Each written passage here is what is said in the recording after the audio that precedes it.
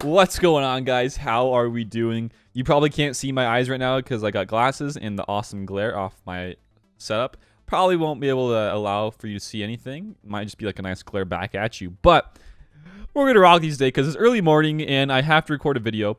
So right now in the game, it is 9:36 to be precise. Conquest has not started yet. It starts in the next 2.5 almost hours.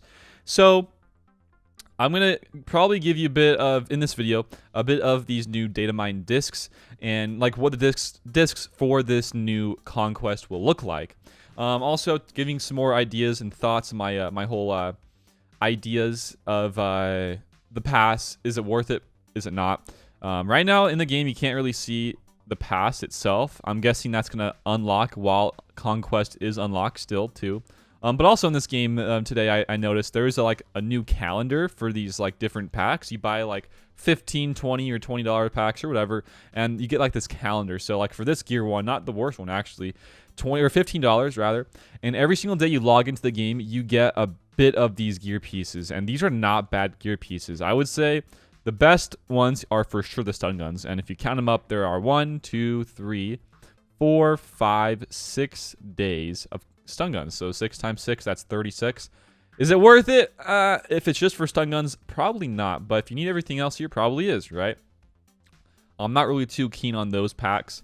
It's a cool idea for a nice little new pack, but also don't forget there's another pack in the same store for the November bonus calendar. These ones give you a bit more rewards, and this one's free. You don't have to spend any money on it. This one's completely free. So I would definitely get this one, as well as you just play the other login for, you know, Lando and all these guys. So definitely get both those guys.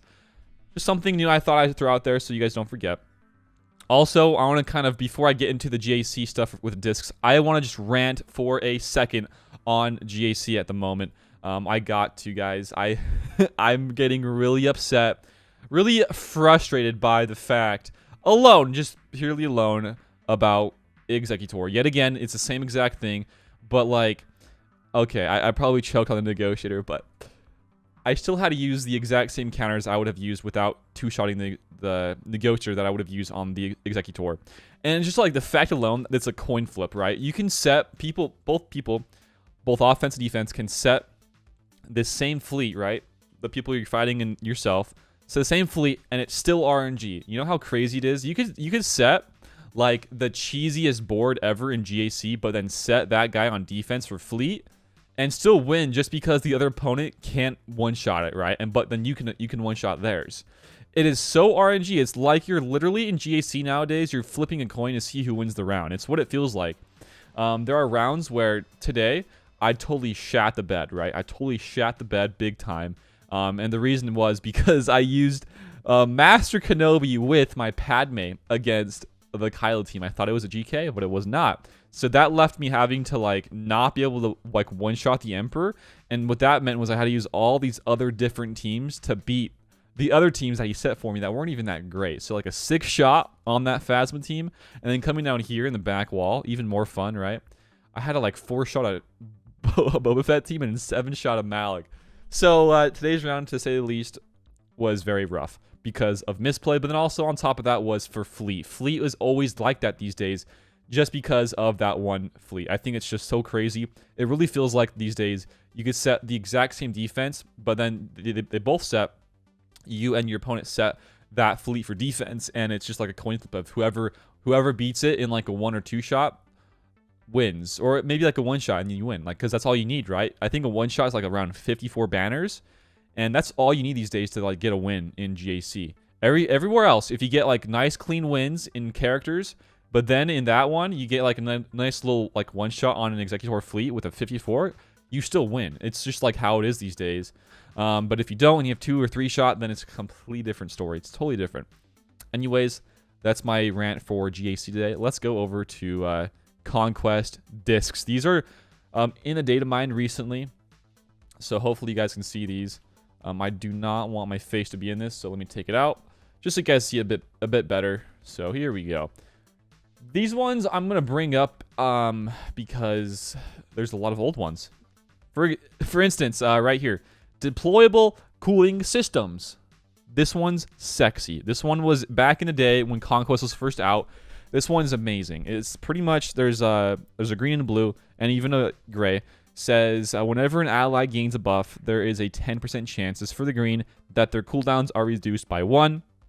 This is amazing. I mean, this is one of the best discs in the game for Conquest. There is no doubt about it. For this build, if you guys want to go for a build like this to just like reset cooldowns, I would go for a lot of buffs because that plays off of a buff, right? So just more buffs. I think all the buffs are up here. You get tenacious, you get offensive, defensive, and critical buffs. All these played in part with that reducing of cooldowns, which is what you want. You can get into a loop where you just spam your specials over and over again in an infinite loop almost, and it's amazing. Like, for instance, you can use, like, Yoda, his little AoE splash damage that he does. You can do that over and over again. And even with Vader, same thing with, like, Merciless Massacre. It's the same thing. It's so good. So good. But then also, you know, you have that, but still for this next Conquest, we will be having something to do with debuffs, because in the $30 Pass Plus bundle, there is a free disc that's all based around debuffs. So I would bet my bottom dollar that we're going to have some debuff cards. So if you come all the way down here, usually in this whole list, it starts from the very top with buffs all the way down to debuffs on the bottom. So debuffs should be down here somewhere. Also, I'm not going to go over every single one individually, but if you see something in here that is like a cool one, then you know, go look at it. I don't think there are really any ones that are worth going over besides the debuff ones, and then the ones that are with buffs and with reducing cooldowns with that new, not new, but like the old school cooling systems disc. So here we go. In my old video, not old video, probably a few days ago video, I was going over debuff discs because they are very important for Conquest, especially if you don't have high relics and gear for some of your characters. Debuff ones are super awesome because you don't have to take a turn for them to be playing into part. For other ones, like the buff ones, you have to take a turn, right? And those are kind of harder and tougher to do if you have lower stamina characters, which might happen. So with debuff ones, it's great because you can use them at low gear, and because you don't have to wait for stamina to refill again to use these discs. So I would say definitely some of the better debuff discs out there. I would say one of the best ones in general, even if you're not going for debuffs, is critical debuffs. This one, you inflict critical chance down, crit damage down, and offense down for 2 turns, which can't be resisted. So this helps even if you're not running a whole debuff heavy disc setup, because it reduces the incoming damage receiving from the enemy hits. That's huge, guys. That's so big. It's awesome. So that's like one of them, right? That's probably the biggest one, I'd say, for the debuffs. But also, of course, we have caustic emissions, which is right here. You got a green, a gray, and a blue. Let's see here. The green gives 2 debuffs. The blue gives 3. And then the first one just gives 1. But still all very powerful, I'd say.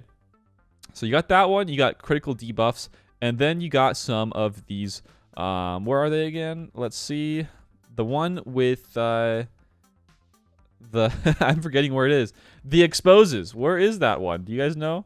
What's that one called? It's not weak spot. It's called something different. I might be missing it because there are a lot here.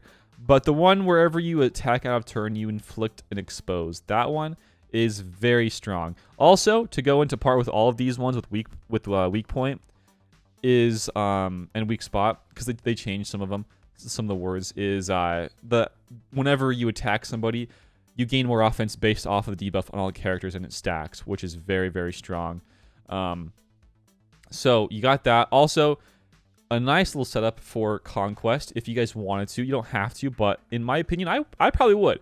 Is this one down here called Ability Exhaust. So the whole game plan strategy here is to give yourself as many debuff heavy discs as possible, and then running this one in as well. The Ability Exhaust, the one right here in the green, very bottom right, says whenever an enemy gains 10 debuffs, they gain ability block for a turn, which can't be resisted. So the whole game plan here is to have discs that all can inflict 10 debuffs. So if you count them up, this debuff one right here with critical debuffs, that's 3. And then if you have a bunch of the caustic emissions, that's another 2 to 3. So we're talking about, let's see, 2, 4, 6, and then, 3 with that. So around 4 to 5 cards that are just about debuffs, plus that one right there, that's like around 12. and you only have 12 slots for discs. So if you have that set up, that's going to be probably one of the strongest setups in the game, like I said, because you don't have to take turns to have that work to your best ability. It's actually really, really huge. So you got that. Sometimes if you get lucky enough and you get the higher rarity of cards with more debuffs, you have enough, or rather you have more slots to use for the discs. You can toss in different ones, like the 1-dot discs, as you can see here. There's a lot of new ones here.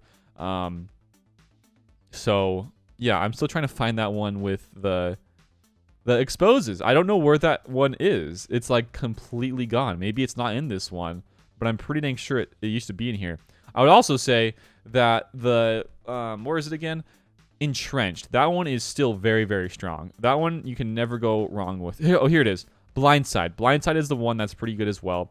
But yeah, Entrenched and Defensive Formation are always pretty good. I would say Entrenched is a bit better because, you know, if you have like a blue Entrenched, that you get a way, way more protection up. You get 75%, it says right here. So there you go. Pretty much, I want to show this because, you know, you have some new cards and some old ones that are coming back. You know, a lot of old ones, it looks like. So I would say the biggest takeaway is Cooling Systems is now back, wherever it is. Let's come down here. Cooling Systems is right mother freaking... Where even is it? Oh my gosh. Bro, I just skip it again? There's so many!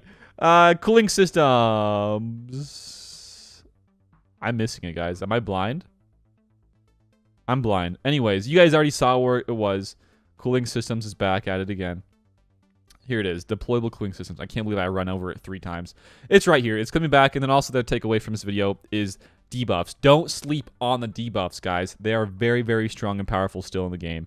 So, pretty much with all that being said, Conquest gonna be coming here in the next couple hours to... You know, my thoughts and what I'm going to do with the pass. I'm going to buy the pass. For the sake of it being the first Conquest with the pass, I'm going to go to the Conquest Pass Plus, the $30 pack.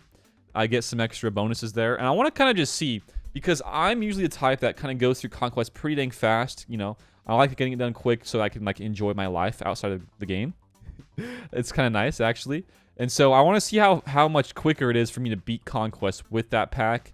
And then compare that to how it was before without that pack. Because the pack gives you recharged stamina faster and recharged energy faster to do more battles. So I want to see how that all looks. I'm going to try it out.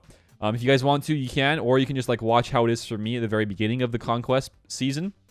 And if it's like, wow, this is like a game changer, then go for it, right?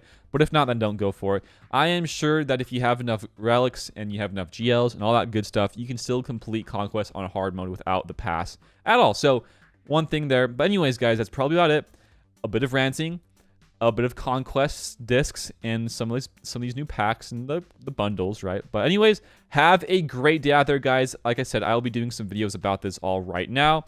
Or as soon as it opens up. You know, we got a couple hours left. But that's about it, guys. Have a great day out there. If you guys have any videos of Conquest you'd like me to go and cover, let me know down below in the comments. But that's about it. Have a great week, and I will see you later. Peace out, and have a good one. See you guys.